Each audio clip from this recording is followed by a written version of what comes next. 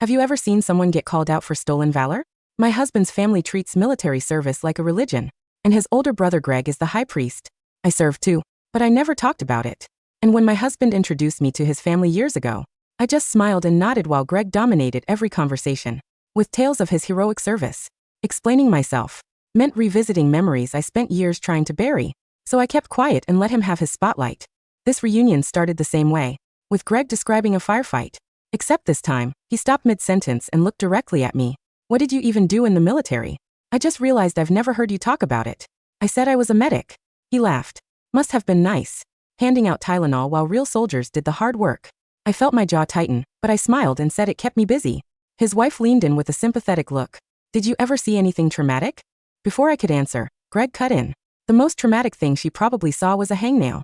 His parents laughed. My husband squeezed my hand under the table, and I squeezed back. I could survive one more reunion for his sake. Greg launched into another story about a mission where his unit took heavy fire for 3 hours straight. He described the sounds of the bullets, smell of the smoke, the look in his buddy's eyes when they finally got the all clear. The whole time he kept glancing at me, like he was making sure I understood what real service looked like. When he finished, his dad clapped him on the shoulder and said he was proud of him. Greg looked right at me. That's what it's like when you actually leave the base. But I'm sure the air conditioning was nice. His mom laughed. You should be grateful you had it easy, sweetie. Not everyone's cut out for the real thing. I felt something hot building in my chest, but I kept my face neutral. My husband's leg was bouncing under the table. He knew I was close to my limit. Greg took a long sip of his beer, and then said the thing that broke me. You know what? I can't stand people who play soldier and call it service. Where I come from, we call that stolen valor. My husband stood up. Shut your mouth, Greg. You have no idea what you're talking about. The table went quiet. Greg leaned back and smiled. It's cute that you want to defend your little medic wife, but maybe you should ask her why she never talks about her service before you embarrass yourself. He looked at me and shook his head slowly. Women like you love to play veteran until someone asks for actual details. My fingernails were digging into my palms so hard I thought I might draw blood. My husband started to respond, but I stood up and put my hand on his shoulder. I didn't say anything. I just walked outside. I opened our trunk and pulled out a small case. I had never shown this family. I carried it back inside and set it on the table, directly in front of Greg, and the whole room watched as I unlatched it and opened the lid. A silver star sat in the center, next to a bronze star, a purple heart, and a combat medical badge. Nobody moved. I rolled up my sleeve and showed the jagged scar across my shoulder. Shrapnel. Same night I earned the bronze star. I pointed at the silver star. This one was from a convoy ambush. I spent 6 hours dragging wounded soldiers to cover, while bullets tore up the ground around me. Real bullets, Greg. Not a story I tell at parties. I looked at him. You want to know why I don't talk about my service? Because when I talk about it, I have to remember the 19-year-old Marine who bled out in my arms while I worked on his chest wound. With one functioning arm, the room was dead silent. I remember his face. I remember the way he grabbed my wrist so hard it bruised. I remember his daughter's name, because I had to write his family and tell them he wasn't coming home. And I remember what I said to him. While he died, my voice cracked. But I kept going. I told him he was going to be fine. I held his hand and I lied to him until he stopped breathing. And then I moved on to the next one, because there were more boys bleeding out in the dirt, and nobody else was coming to save them. I leaned in close enough to smell the beer on Greg's breath. So go ahead. Call me Stolen Valor one more time. His face had gone white. His mouth opened and closed, but nothing came out. The grandfather, a Vietnam vet who rarely spoke at these things, reached over and picked up my silver star. He turned it over, examined the back, and set it down gently. Then he looked at Greg. Go get your medals. Show everyone. Greg, stand. I left them at home. The grandfather slammed his palm on the table. I know you got discharged 6 months in. Your CEO called me 15 years ago. I kept it quiet to protect your mother. But I'm done watching you call a real soldier a liar. Greg looked around at his family, and every face stared back like a stranger. The silence that followed the grandfather's revelation was heavier than the body armor I used to wear. It wasn't just quiet. It was a vacuum that sucked the air out of the room. Greg was frozen. For years, he had built a fortress out of lies, brick by brick, story by story. Now, with one sentence from a man who hadn't spoken more than 10 words all night, the fortress had collapsed. 6 months. Greg's mother, Linda, finally whispered. Her voice trembled, her eyes darting between her father and her eldest son. No, that's. Greg told us he was medical discharge. He hurt his back pulling a man out of a burning Humvee. He has the back brace. He bought the brace at CVS, the grandfather, Arthur said. His voice was like grinding stones. He didn't look at his daughter. He kept his eyes locked on Greg. He didn't pull anyone out of a Humvee. He never left Fort Benning. He washed out of basic training. failure to adapt, insubordination, and Arthur paused, his eyes narrowing. Theft from the barracks. Greg stood up so abruptly his chair tipped over backward, crashing onto the hardwood floor. You're senile, old man. You don't know what you're talking about. That record is sealed. Sealed. Arthur let out a dry, mirthless chuckle. I'm a retired colonel, you moron. And I knew your CO. I called him the day you came home crying. My husband, Mark, looked at his brother like he was seeing a stranger. Greg, I paid for your PTSD therapy sessions for 2 years. I gave you $6,000. Greg's face turned a mottled shade of red and purple. The swagger was gone, replaced by the cornered ferocity of a rat. I needed the money. I couldn't get a job. And you, he pointed a shaking finger at me. You come in here with your little props and try to ruin my life? You think you're better than me? Yes, I said. My voice was calm, but my hands were shaking. Not from fear, but from the adrenaline dump of reliving the memories I had just weaponized. In this specific regard, Greg, I am better than you. Because I earned the nightmares. You just rented them. I closed the lid of the metal case. The snap of the latch echoed like a gunshot. Mark, we're leaving. Mark, you can't leave. Linda shrieked, finally finding her voice. We need to talk about this. We are a family. Mark stood up, his hand finding the small of my back. No, Mom. You let him treat my wife like garbage for 5 years. You let him mock her. And you laughed. You're not a family right now. You're an audience for his show. And the show's cancelled. We walked out. We didn't look back. But as the heavy oak door clicked shut, I heard the sound of Greg screaming, a glass shattering, and the low booming voice of the grandfather telling him to sit down and shut up. The drive home was silent for the first 20 minutes. I watched the streetlights blur past, the orange glow reminding me of tracer fire in the distance. I focused on my breathing. In for 4, hold for 4, out for 4. Mark pulled the car over onto the shoulder of the highway. He put it in park, turned off the engine, and just sat there, gripping the steering wheel until his knuckles turned white. Then he broke down. It wasn't a loud cry. It was a deep, heaving sob that shook his shoulders. I unbuckled my seatbelt and reached for him, pulling his head onto my shoulder. I didn't know, he choked out. The Silver Star? Sarah, I knew you saw combat, but a Silver Star? Why didn't you tell me? Because I didn't want to be that person, I whispered, stroking his hair. I wanted to be Sarah, your wife, the accountant. I didn't want to be Doc anymore. I didn't want you to look at me and see the blood. I see a hero, he said, lifting his head. His eyes were wet, filled with a mixture of awe and heartbreak. But I also feel like an idiot. I let him talk down to you. God, the things he said, Tylenol and hangnails. And I just let it happen because I thought he was the real deal, and you were just support. It's how he designed it, Mark. He used your respect for the military against you. He stole from me, Mark said, his voice hardening. Not just the money. He stole the truth. All those times he cried on my shoulder about his dead squad mates, they never existed. Narcissists don't care about the truth, I said. They care about the spotlight. My phone buzzed in my pocket. Then Mark's buzzed. Then mine again. I looked at the screen. A barrage of texts from Linda. Please pick up. He's threatening to hurt himself. You need to apologize to him. He's in a dark place. How could you humiliate him like that? I turned my phone off. Block them, Mark. Just for tonight. We need peace. We went home, but I didn't sleep. I sat in the living room with the metal case on the coffee table. I opened it again. The Silver Star glinted under the lamplight. I hadn't lied to Greg. I really did see the face of that 19-year-old Marine every time I looked at it. His name was Miller. Private First Class Miller. He had blue eyes and a tattoo of a generic eagle on his chest that he hadn't even finished paying for. I'm sorry I used you as a weapon tonight, Miller, I whispered to the empty room. But I couldn't let him keep spitting on your grave. The next morning, the war had moved from the dining room table to social media. Greg hadn't hurt himself. Instead, he had stayed up all night crafting a narrative. When I logged into Facebook, my stomach dropped. He had posted a long, rambling status. Family isn't always blood. Sometimes family is the people who betray you. Last night, my brother's wife attacked my service record. It's sad to see someone need attention so badly they'd forge documents and buy medals off eBay to discredit a real veteran. The VA messed up my paperwork years ago, and she weaponized a clerical error. Pray for me. The demons are loud today. Below it were dozens of comments from our town. Stay strong, brother. Ignore the haters, Greg. We know what you did for this country. She sounds toxic. Thank you for your service. Mark walked into the kitchen, saw my face, and took the phone. He read the post, his face darkening. He's doubling down, Mark said, incredulous. Grandpa exposed him in front of everyone, and he's doubling down. It's all he has, I said, drinking my coffee. My hands were steady today. The secret was out. I had nothing left to hide. If he admits he lied, he loses his identity. He loses the hero status at the bar. He loses the pity, the free drinks, the attention. I'm going to reply, Mark said, typing furiously. No, I stopped him. Don't engage. An internet fight just makes it look like a domestic dispute. We need to kill this with facts. Where is your grandfather? He stayed at a motel last night. He couldn't stand being in the house with Linda coddling Greg. Call him. Ask him if he still has the number for Greg's old CO. Mark smiled, a vicious, sharp smile I hadn't seen before. I love it when you go into tactical mode. 2 days later, the atmosphere in town had shifted. When I went to the grocery store, I caught people staring. The cashier, a woman who had known Greg since high school, didn't make eye contact with me. Greg had been busy. He'd spun a tale of a jealous sister-in-law trying to steal his glory. But we were busy too.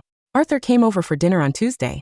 The tension that usually surrounded the old man was gone, replaced by a grim solidarity. He placed a thick manila envelope on the table. I pulled some strings, Arthur grunted. Didn't need the CO. I went through the National Archives and requested his DD-214. It's public record if you know how to ask. And I found his police record. Police record? Mark asked. Civilian. Arthur clarified. 2 years ago, he was arrested for fraud, trying to use a fake military ID to get a discount on a truck down in the next county. The charges were dropped because Mom paid the restitution. Mom knew, Mark whispered. The betrayal on his face was heartbreaking.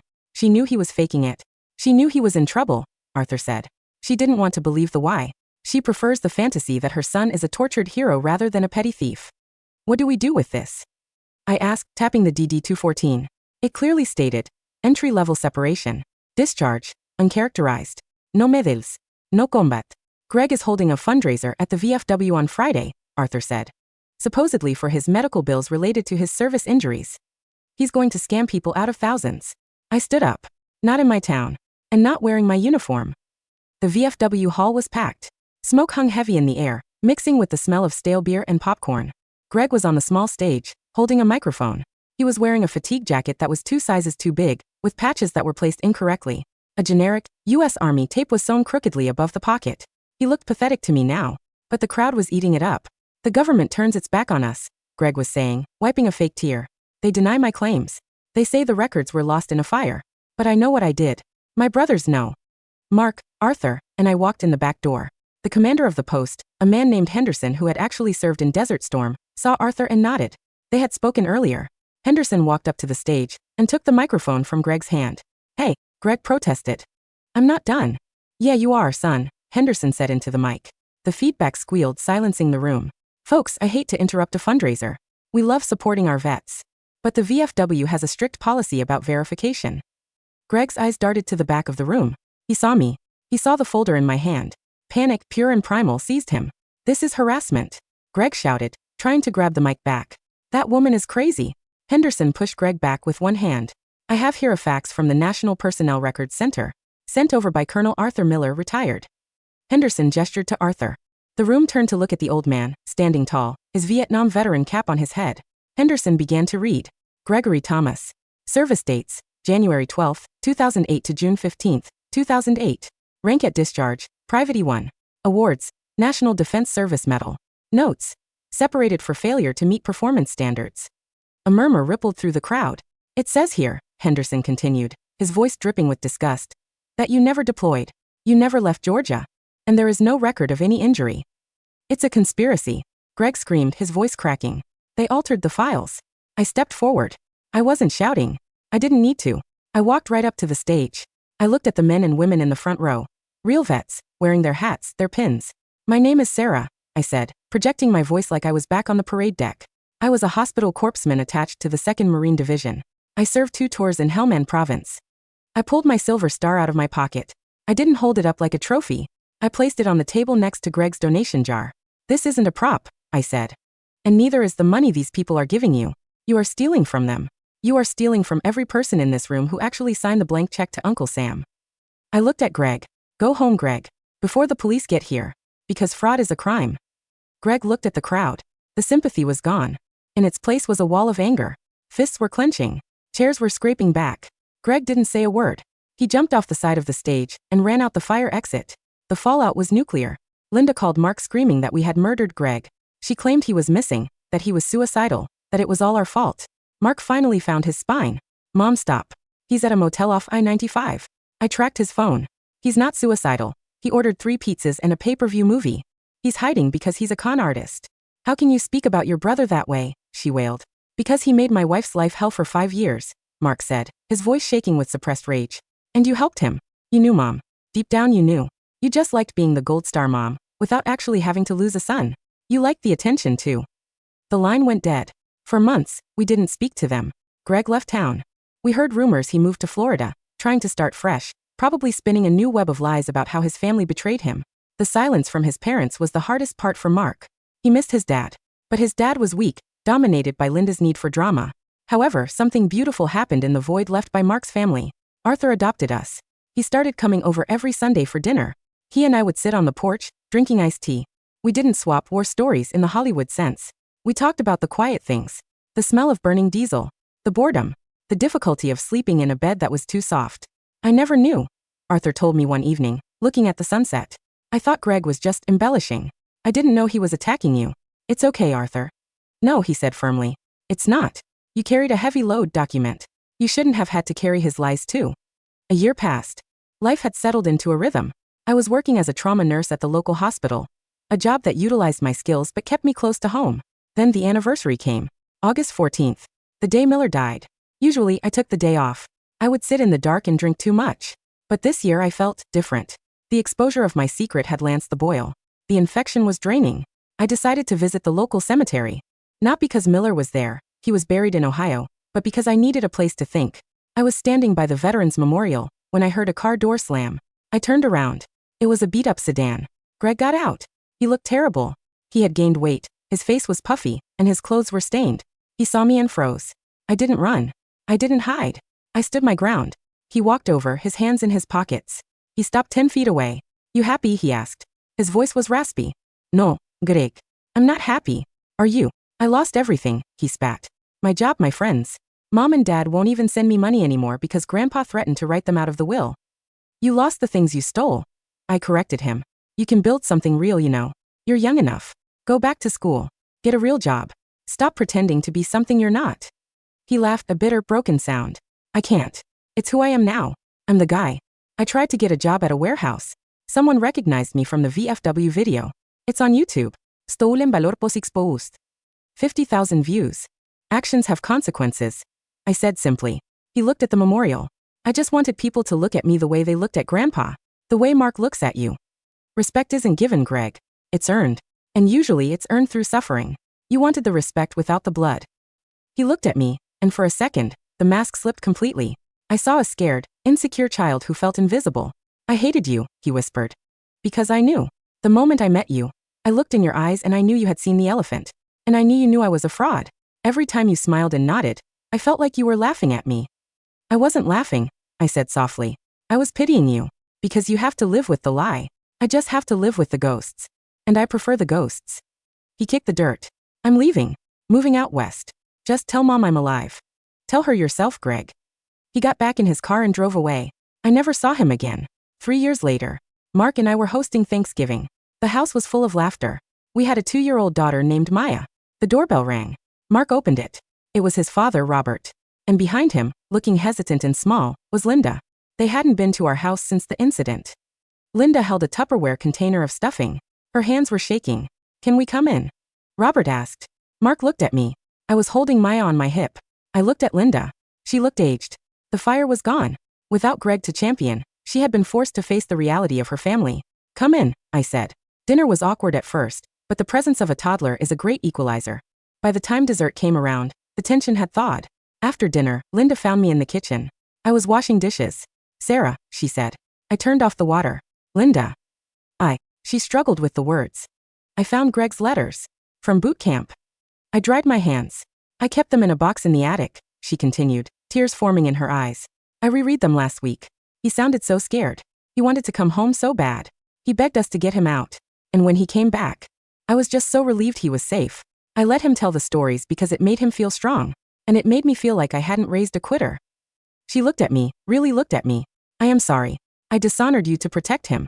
And that was wrong. It wasn't a perfect apology. It didn't fix the years of snide comments. But it was the truth. Thank you, I said. She pointed to the living room, where Arthur was showing Maya his old dog tags. Dad told me about the Silver Star. About the convoy. I nodded. You saved people, she said. I tried. You saved this family too, she said unexpectedly. If you hadn't stopped him, he would have gone to jail eventually. Or worse. And we would have kept living in a fantasy world. She reached out and squeezed my hand. It was the first time she had ever touched me with affection. Epilogue, the real definition. That night, after everyone had left, I went into the study. On the shelf, high up where Maya couldn't reach, was the case. I took it down. I dusted off the lid. Mark walked in, carrying 2 glasses of wine. He sat on the desk and watched me. "You okay?" he asked. "Yeah," I said. "I think I am." "Grandpa told me a story today," Mark said.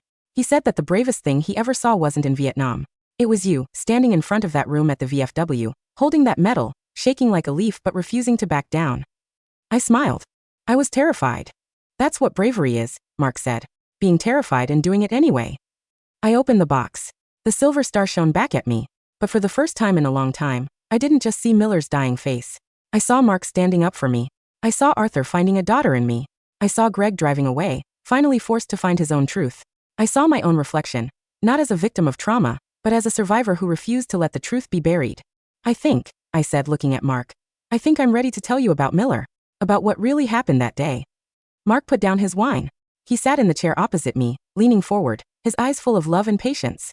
"I'm listening," he said. And for the first time, I told the whole story. I didn't leave out the blood. I didn't leave out the fear.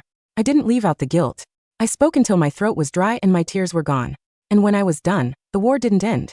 The memories didn't vanish. But the weight was a little lighter. Because I wasn't carrying it alone anymore. The end.